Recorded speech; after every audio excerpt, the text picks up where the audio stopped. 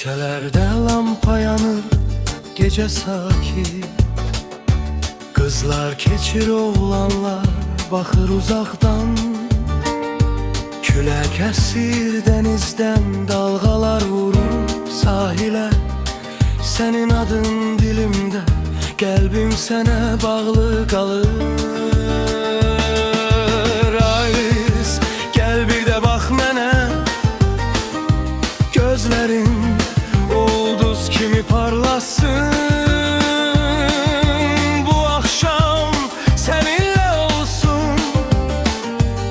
Sevgi dolu, xoşbəxt qalsın. Gel elə gəzək sahildə, dünya bize baksın, kıskansın.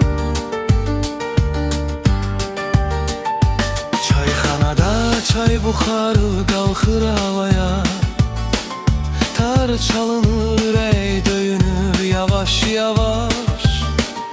Sen gülümsəyəndə günəş doğur, içində ayrılık olmasın, qalsın bu anlar əbədi.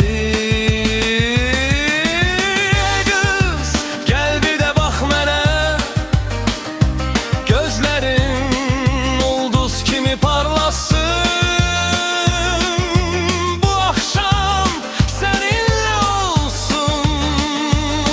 Sevgi dolu, xoşbəxt qalsın.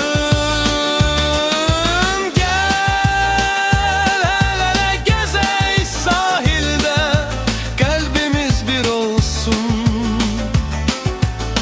hiç ayrılmasın.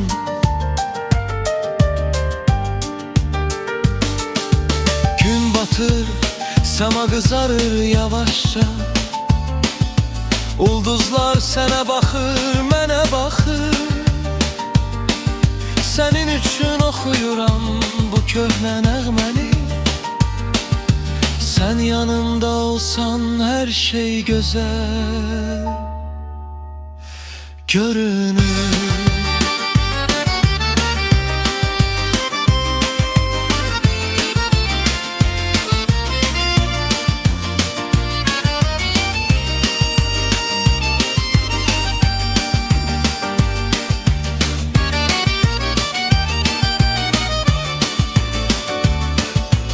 Ay kız, gel bir de bak mənə.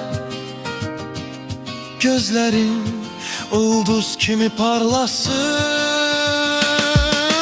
Bu akşam seninle olsun. Sevgi dolu, xoşbəxt qalsın. Gel elə gəzək sahildə, kalbimiz bir olsun, hiç ayrılmasın.